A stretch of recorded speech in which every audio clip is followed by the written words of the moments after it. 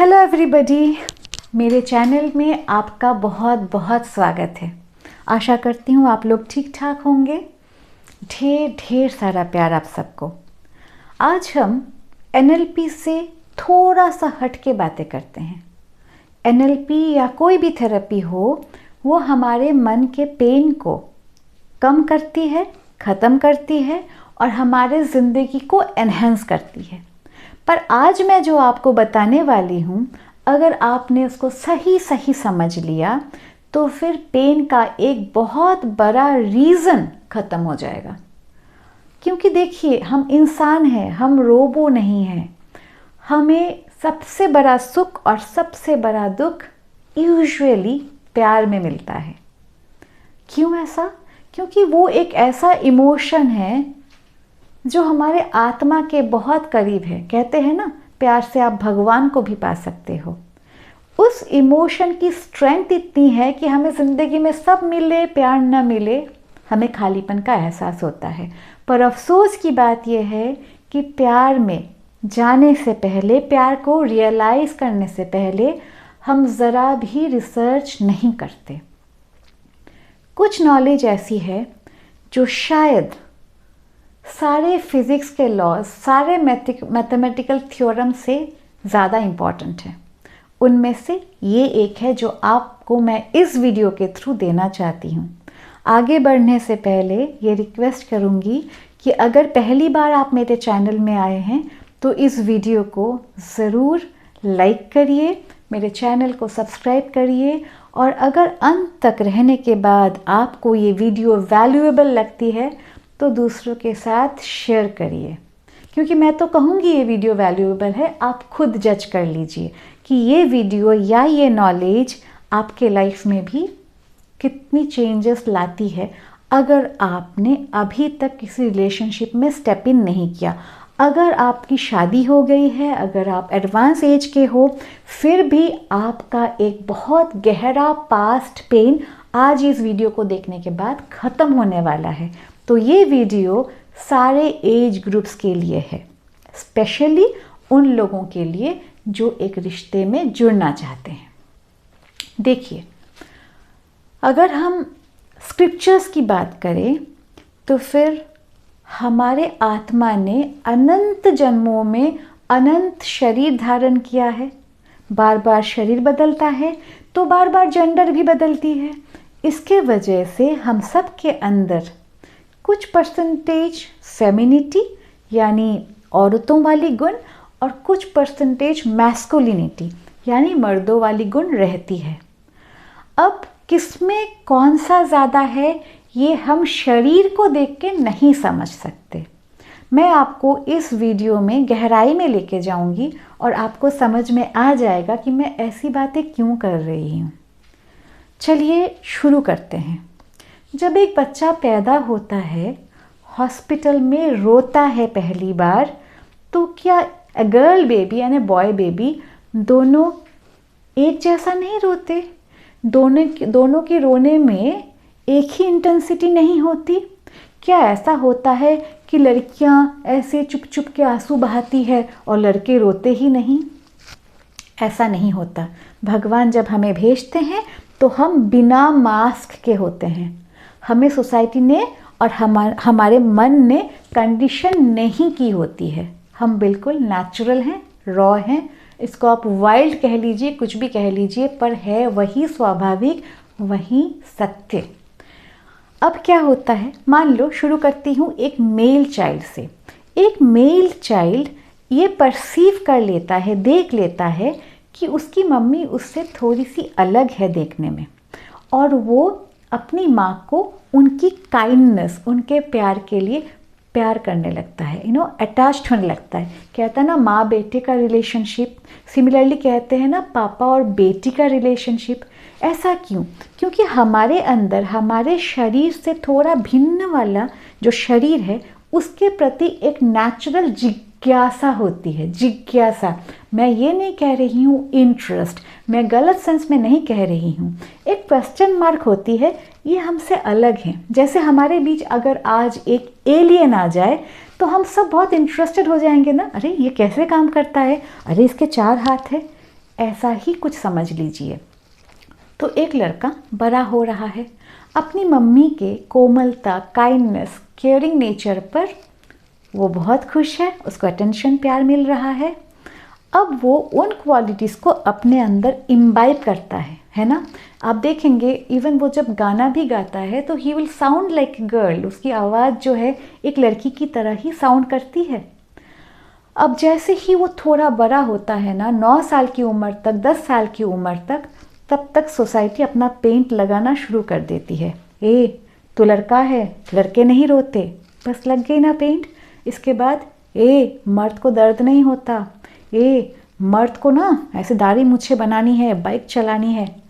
सारी प्रोग्रामिंग वो अपने अंदर लेता है और चारों तरफ देखता भी है तो उसको वही सत्य लगने लगता है। इधर एक लड़की, उसके अंदर भी तो एक मेल है और एक फीमेल है। अब वो अपने पापा के अंदर देखती है साहस, अन्याय को प्रतिवाद करने वाला कोई आदमी, लीडरशिप क्वालिटीज, फैमिली का बजट बना रहा है, सबको घुमाने ले जा रहा है। पापा का सारा क्वालिटी वो लड़की अपने अंदर के इनर सेल्फ में डेवलप करती है। पर अचानक कुछ सालों बाद, 10, 11, 12 कुछ भी कह लो, उसको बोला जाता है तुम ना लड़कों जैसा बिहेव करना बंद करो, थोड़ी सी ना बिंदी लगा लिया करो, चूड़ियाँ क्यों नहीं पहनती, और धीरे बात किया करो, इस तरह से नहीं करते, शालीनता से बैठो। तो इस तरह से वो लड़की प्रोग्राम्ड हो जाती है। पर है क्या वो? मास्क। अब वो लड़की ने पहन ली लड़की वाली मास्क और लड़के ने मर्दों वाली मास्क। अंदर उनके क्या पड़ा है? इनके अंदर पड़ा है एक मर्द जो डेवलप नहीं हो पाया और इनके अंदर पड़ी है एक औरत जो डेवलप नहीं हो पाई। आगे चलते हैं। ये दोनों आपस में मिलते हैं। अब लड़के के अंदर जो औरत छुपी पड़ी है वो अपनी पूरे फॉर्म में ब्लूम करना चाहती है, अपने को रियलाइज़ करना चाहती है। तो वो क्या करेगा? नेचुरली फेमिनिन क्वालिटीज़ की तरफ खींचा चला जाएगा, क्योंकि उसके अंदर की फेमिनिन में अपूर्णता है, वो पूर्णता चाहता है, इसलिए उसकी मम्मी के क्वालिटी वाली लड़की से अट्रैक्टेड हो जाएगा, अगर कंडीशन नॉर्मल है। मैं एबनॉर्मल कंडीशन में भी आऊँगी बाद में इस वीडियो पर। अब एक लड़की का क्या होता है?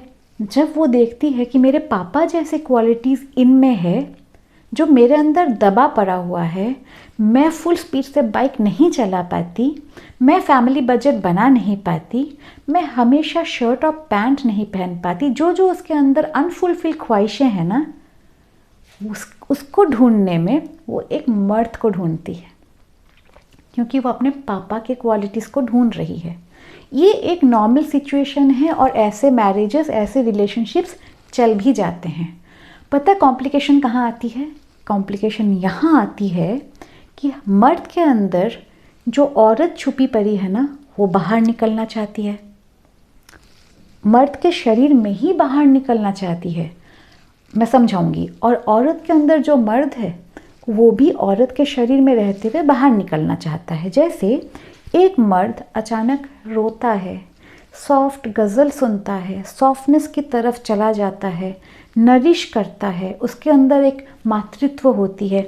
और कुछ औरतों के अंदर कौन सी क्वालिटीज़ निकल के आती है? कभी ना कभी आती ही है, leadership, planning, taking bold decisions.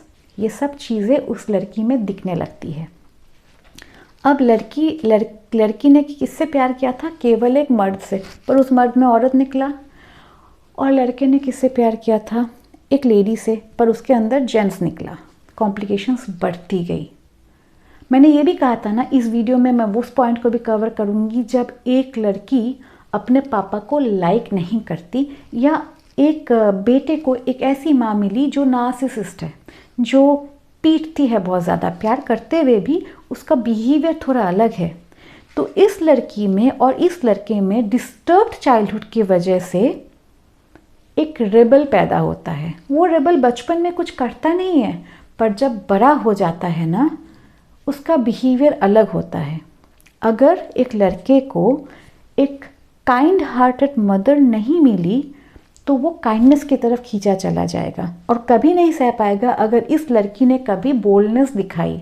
Similarly एक लड़की जो रिबल थी कि मेरे पापा ने मुझे पीटा था, वो बहुत सॉफ्ट हार्टेड एक मेल के पास चली जाती है, और वो मेल कभी गुस्सा करे तो ये नहीं टिक सकती।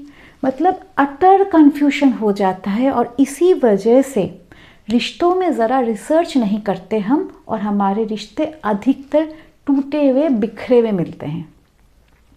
इस बच्चे की एग्जाम्पल लेते हैं जो मेले में खो गया है। अब उसको हर खिलौना दिया जाता है, पर वो बच्चा खुश नहीं होता, वो रोता रहता है। उसको पूछा जाता है कि क्या चाहिए, तो वो कहती है मम्मी, उसको केवल मम्मी चाहिए। अब दूर से एक लेडी दिख गई जो उसकी मम्मी की कलर की साड़ी पहनी थी, तो वो कहती है वो रही मेरी मम्मी, पर पास में जाने से नहीं, ये नहीं है। फिर वो क्या करता है, उसी साड़ी की हर लेडी को ढूंढता है।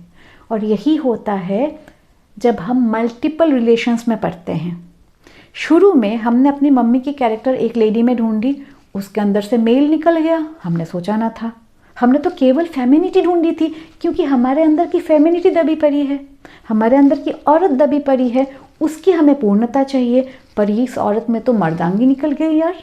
फिर हम दूसरी औरत में जाते हैं, फिर तीसरी औरत में जाते हैं।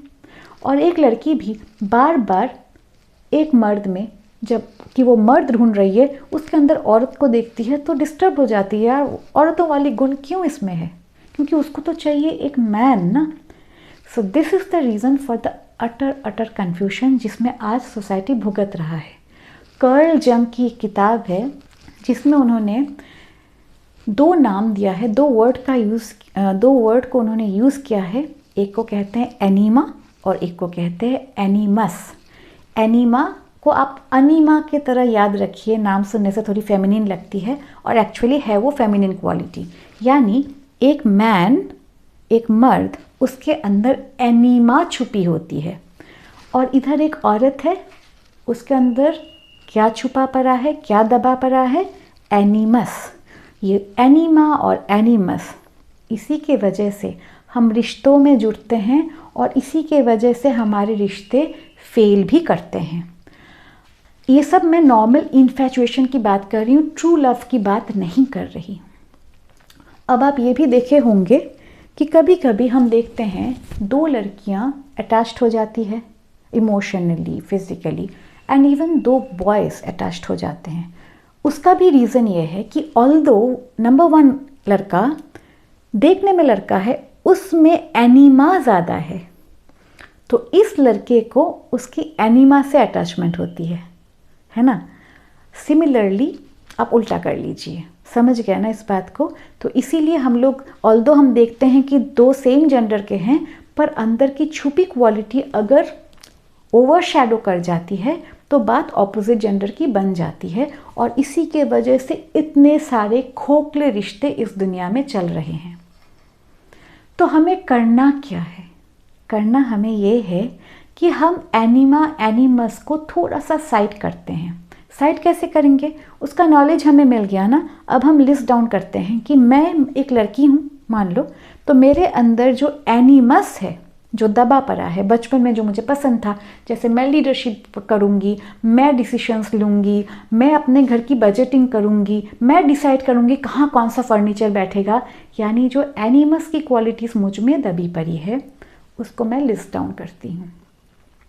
और इधर से लड़के अपने एनीमा को लिस्ट डाउन करें, और जब वो एक दूसरे से मिले और ज़िंदगी भर के रिश्ते में जाना चाहे तो एनीमा और एनीमस के वजह से ना जाएं, ह्यूमन वैल्यू, सोल की क्वालिटी पर रिश्ते बनाएं, जैसे काइंडनेस, स्पिरिचुअलिज्म, सीकिंग नॉलेज की इच्छा हो, से दया भावना हो, आध्यात्म में रुचि हो, कुछ भी, मतलब सोल के जो दिव्य क्वालिटीज़ है, जो डिवाइन क्वालिटीज़ हैं, जिनको इनकलकेट करना पड़ता है, चाहे आत्मा ने लड़की का शरीर धारण किया या मर्द का, क्वालिटी सब में इनकलकेट करना है, हमें डेवलप करना है। उन्हीं क्वालिटीज़ के बेसिस पर अगर हमने रिश्ता बनाया तो क्या वो रिश्ता टूटेगा? नहीं ना। यही मेरी वीडियो की सार है। अगर मेरा वीडियो आपको अच्छा लगा तो फिर प्लीज़ इसे शेयर करिएगा। ये उन लोगों के लिए बहुत ज़रूरी है जो रिश्तों में जस्ट पड़ते हैं, दुखी होते हैं, एक दूसरे को खोने से डरते हैं, ठीक जैसे उस बच्चे ने माँ को खोने का डर को फील किया उस मेले में, तो दुनिया के मेले में हम अपने बिलवड को खोने से इसलिए डरते हैं क्योंकि हम अपना एक पार्ट ढूंढ रहे हैं।